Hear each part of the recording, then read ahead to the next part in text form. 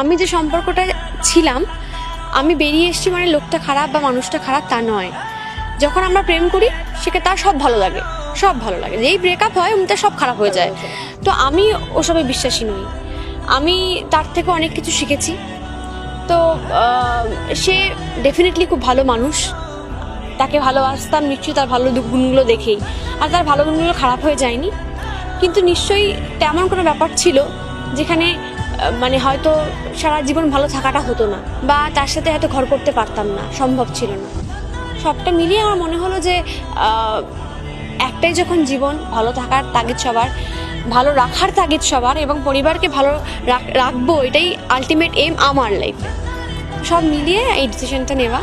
আমি কাউকে অসম্মানও করব না, আমার পাস্টকেও অসম্মান করব না। এক্স মানে এক্সপিরিয়েন্স। তো ঠিক আছে, যে এক্সপিরিয়েন্স পেয়েছি আমি